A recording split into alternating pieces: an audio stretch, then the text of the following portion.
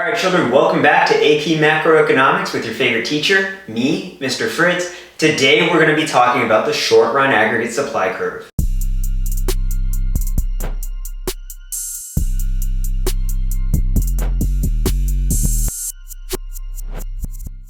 In my last video, I taught you about the aggregate demand curve.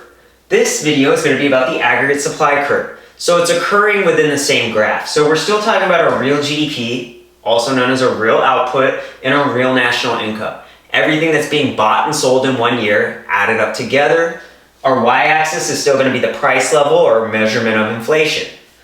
Aggregate demand was talking about everything that was being bought in a country in a year. So aggregate supply is going to be everything that's being produced and sold in a country in a given year.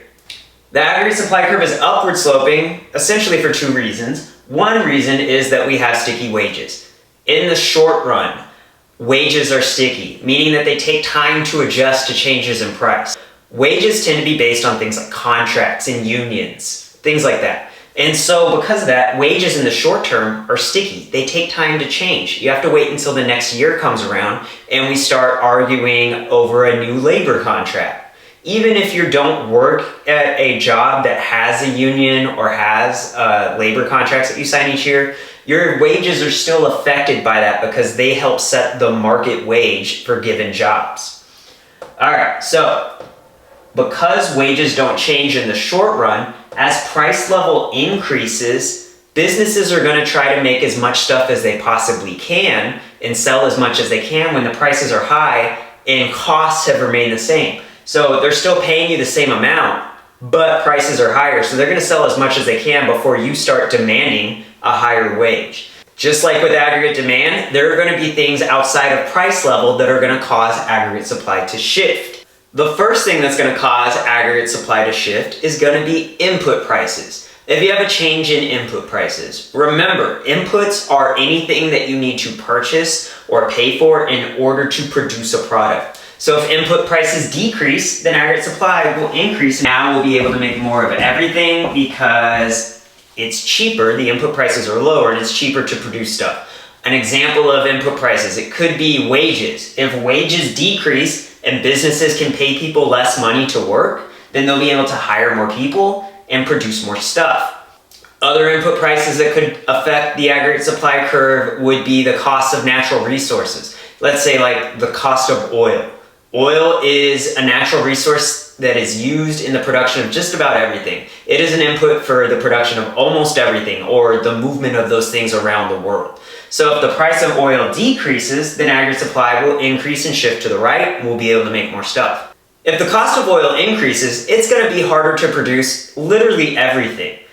Oil is involved in the production of energy, so you won't be able to actually run the factories that produce the goods and services. It's involved in the production of plastics that a lot of these things are actually wrapped in. Oil is also involved in the energy used to make the boats work that ship goods all across the world. So if the price of oil increases, that would cause a shift to the left of the aggregate supply curve, and it would become harder to produce everything. Something else that'll cause a change in the aggregate supply curve is productivity. If productivity increases, what that means is we become more productive and we are more efficient at producing goods and services. So if productivity increases, aggregate supply will increase and shift to the right. If productivity decreases, aggregate supply will decrease and shift to the left. Things that change productivity. One would be human capital. If we have an increase in human capital, that means that people have gotten greater access to colleges and tech schools. Basically, education that allows each individual person the ability to produce more, so they'll be better at their jobs. So if human capital increases, then aggregate supply will increase and shift to the right. And now we can make more of everything because each individual worker is that much better at their job. Something else that can increase productivity could be technology. If we have an increase in technology, and there are new machines and inventions and new capital goods that allow us to produce more stuff given the same resources, then productivity will increase, aggregate supply will increase and shift to the right. Another input price that can cause an increase or decrease in the production of all goods and services is going to be capital goods. If we have an increase in capital goods, Aggregate supply will shift to the right and we'll be able to produce more stuff in the future. However, if there is a decrease in capital goods, maybe the interest rates have been really high lately and so businesses aren't increasing their investment spending, well then the aggregate supply curve will shift to the left and you won't be able to make as much stuff as you used to. Something else that can shift the aggregate supply curve either to the right, an increase, or to the left, a decrease, is going to be government activity. Government activity is going to include two things: subsidies and business taxes.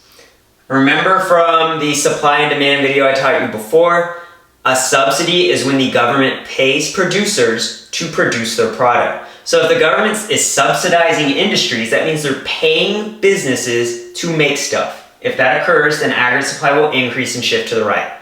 So if government subsidies increase, aggregate supply is going to increase. Because if you pay people to make something, they're going to make it. If we cut subsidies, then aggregate supply would decrease and shift to the left. Because if you're taking money away from these businesses that they were using to produce goods and services, then they'll produce fewer goods and services. Also, business taxes are going to affect aggregate supply as well. If taxes are raised on businesses, then they may not produce as much stuff as they could have before because they won't have as much money sitting around allowing them to do this. Or if you cut taxes on businesses, the idea is that now businesses have extra money sitting around and they can produce more, so aggregate supply would shift to the right. These are the things that cause aggregate supply to either increase or decrease. On my next video, we're going to put aggregate demand and aggregate supply together on one graph so we can measure changes to a real GDP and our price level. I'll see you then. Goodbye, children.